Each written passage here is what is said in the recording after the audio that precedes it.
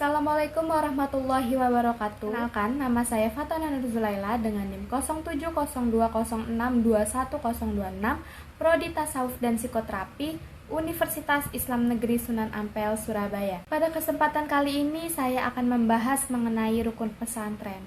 Rukun pesantren yang dimaksud ialah pondok, masjid, santri, kitab kuning, dan kiai. Sebelumnya, saya akan menjelaskan mengenai arti dari pesantren.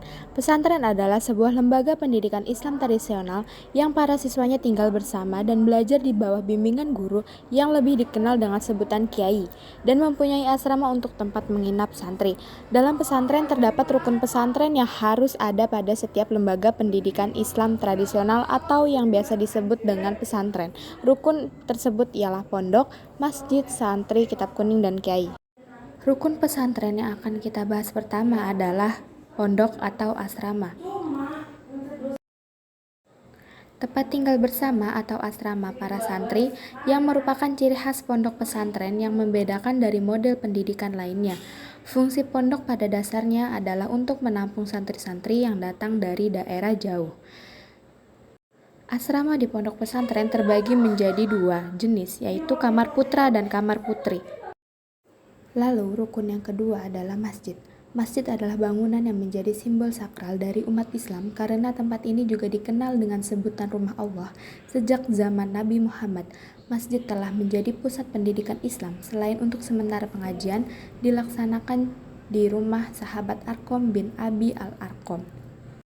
Di dalam pesantren, masjid digunakan sebagai ibadah bagi santri dan penghuni lainnya seperti kiai dan pengurus pesantren. Selain itu, selain digunakan sebagai sholat, masjid juga digunakan sebagai tempat mengaji Al-Quran.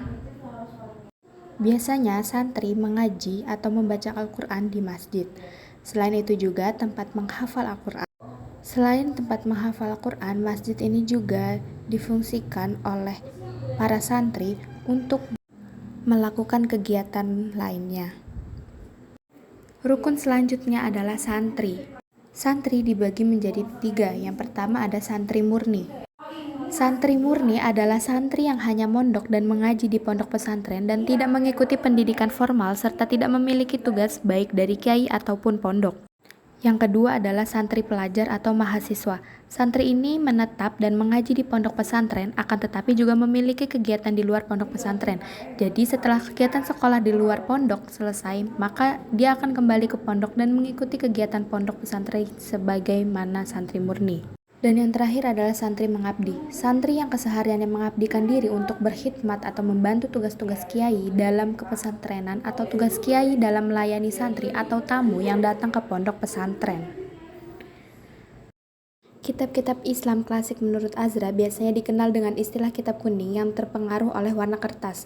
Warna kuning ini bisa disebabkan karena memang bahan kertas yang berwarna kuning untuk mengefisiensikan harga kitab sehingga bisa dijangkau oleh para santri secara umum.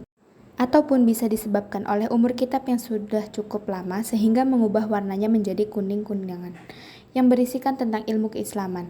Istilah kitab merupakan istilah khusus yang digunakan untuk menyebut karya tulis berbahasa Arab untuk membedakan dengan karya tulis yang bukan bahasa Arab yang disebut buku. Rukun yang terakhir adalah kiai. Kiai merupakan elemen yang sangat esensial dalam sebuah pesantren karena peranan kiai adalah sebagai pendiri dan pengasuh dari sebuah pesantren. Maka kemandirian dan pengembangan pesantren sangat ditentukan oleh kepribadian seorang kiai. Sekian penjelasan dari saya. Terima kasih. Wassalamualaikum warahmatullahi wabarakatuh.